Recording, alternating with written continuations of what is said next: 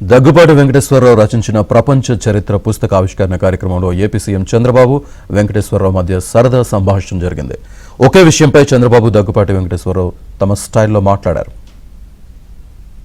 రాబోయేటటువంటి మార్పు లేకపోతే రాబోయేటటువంటి కొత్త ఇన్వెన్షన్ ఏంటంటే మనం ఇంకొక 50 సంవత్సరాలు ఎట్లా బతకొచ్చేటటువంటి దానికి మెకానిజం వచ్చేస్తట. మరి చంద్రబాబు గారు ఇంకా 5 సంవత్సరాలు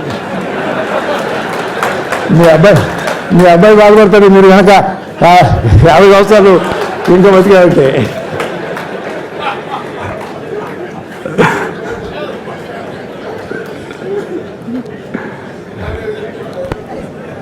సో అదంట. ఇంకా ఇంకొకటి ఉంది, మన బ్రెయిన్లో కొన్ని కోట్ల న్యూరాన్స్ ఉన్నాయి. మనం అందరం ఒక 4-5 సంవత్సరాలు కాపాడుకుంటే మన ఆరోగ్యాన్ని భవిష్యత్తులో 50 ఏళ్ళు అంటున్నాడు. కానీ ఒక్కసారి ఇన్నోవేషన్ వస్తే 50 ఏళ్ళతో ఆగదు. కొంతమంది మీరు లేనిపోయిన ఆలోచనలు ఇచ్చారు, శాశ్వతంగా ఎందుకు బతకూడదని. God only knows. ఇంత గొప్పగా మనకి చంద్రబాబు నాయుడు మరి రావడం అనేది మా ఇద్దరికి వైరం ఉంది అది ఇది అని చెప్తా ఉంటారు. వైరాలు ఉన్నమాట వాస్తవమే, కానీ ఎప్పుడూ ఒక రకంగా ఉండకూడదు కదా, ముందుకు వెళ్తూ ఉండాలి. అవన్నీ మర్చిపోవాలి. భవిష్యత్తు అనేటటువంటిది ఆశాజనకంగా ఉండాలి అనేటటువంటిది నాకేం కోరికలు స్వామి. మళ్ళీ నేను వదిలేశాను, నేను హ్యాపీగా ఉన్నాను. నా చెప్పాడు కదా, భరత్ చెప్పాడు కదా, చాలా చాలీగా ఉంటాడు డాక్టర్ గారు, మేమంతా కూడా అట్లా ఉండాలని చెప్పి ముందే భరత్ చెప్పాడు. భరత్ అబ్జర్వ్ చేసినందుకు ఐఎమ్ వెరీ హ్యాపీ కదా. లాస్ట్ మీద ఐఎమ్ రియల్లీ హ్యాపీ.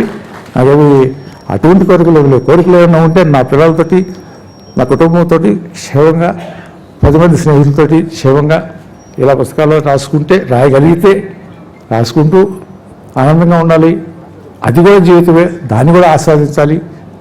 జీవితం అంటే ఎప్పుడు గందరగోళము ఏదో అని పరిగెత్తడం కాదు.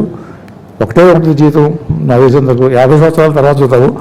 ముందు ఈ ఒక్క జీవితాన్ని ఆస్వాదించడం అనేటటువంటిది కావాలి. మా ఫ్యామిలీలో మోస్ట్ రిలాక్స్డ్గా జోవియల్గా ఉండే వ్యక్తి వెంకటేశ్వరరావు గారు. చాలా ఈజీగా ఎన్ని కష్టాలున్నా ఏమన్నా మనిషి కనపడిపోయి హ్యాపీగా ఇది చేసేవారు. ఇటీవల ఒకసారి కలిసినప్పుడు నాకు కొన్ని అనుమానాలు వచ్చాయి. యాక్టివ్ లైఫ్లో ఉన్నారు, all of a sudden retired life మాదిరిగా హ్యాపీగా ఉన్నారు. ఎట్లా స్పెండ్ చేస్తున్నారు మీ టైము అని అడిగాను. ఎందుకంటే ఇప్పుడు నాకు కూడా ఆ పరిస్థితి వస్తే ఇప్పటి నుంచే ప్రిపేర్ కావాలి కాబట్టి అని ఒకటే చెప్పాడు. చాలా హ్యాపీగా ఉన్నాం. నిద్రలేస్తే బ్యాడ్మింటన్ ఆడుకుంటా, వచ్చిన తర్వాత మనవరాళ్ళు వాళ్ళతో ఆడుకుంటా, అక్కడి నుంచి కసోపు గాసిప్ ఎవరిన ఫ్రెండ్స్ వస్తే చేసుకుంటూ ఉంటాం. మళ్ళా ప్యాక్ ఆటకు పోతాడు. మధ్యాహ్నం అయితే ప్యాక్ ఆటకు పోతా. ఆడొక 2 గంటలు ఆడితే మైండ్ స్టిమ్యులేట్ అవుతుంది. హ్యాపీగా వచ్చి నిద్రపోతాను. What a wonderful life.